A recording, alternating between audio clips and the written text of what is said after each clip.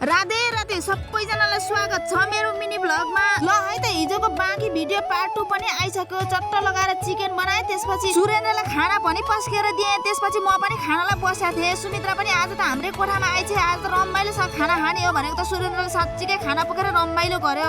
कुन्ताको मन हाँसेको धेरै भएको थियो। आज त साँच्चीकै बेसरी हाँस्यो भने चट्ट लाएर दिदी भाइ हाँस्दै गफ गर्दै खाना साना खाइयो। त्यसपछि काँडा घारी एक राउन्ड घुम्यो गफ लाउँदै एकछिन डुल्यो पनि हाँस्यो पनि गफसफ पनि गर्यो। कस्तो रमाइलो भइरहेको थियो। सुरेन्द्र त बाइक चढेर घरतिर पो लाग्यो भने त्यसपछि अस्तिदेखिको गुन्द्रुक हाल्छ भनेर साग ठिक पारेको हालेकै थिएन। हिजो बेलुका चाहिँ हाले। त्यसपछि यस्तो जाडोमा चिया लबर नभएर अन्टी लबर हुने पुरै भएन भने यो माने गिलासमा एक माना चिया हालेर मजासँग खाने हो। आज मैले पसलमा चक्लेट राखेको थिएँ, के परेछ भनेर हेरेको त काइयो पो गिफ्ट परेछ भने खाना बसाल्नु पर्यो भनेर ठिक्क परेको। कस्तो कुकरको बिर्को बनाउने लबडै चुडिएछ भने थुक्क कति बेला पकाउनु होला त खाना हतार भएको बेलामा। हिजो बेलुका हालेको गुन्द्रुक पनि एक बट्टा भारी छ। यसलाई चाहिँ लगेर घाममा सुकाइदिए। आजलाई यति नै। भिडियोलाई लाइक गरी च्यानललाई सब्स्क्राइब गरेर अल नोटिफिकेसन दबाउन नभुल्नुहोला। राधे राधे।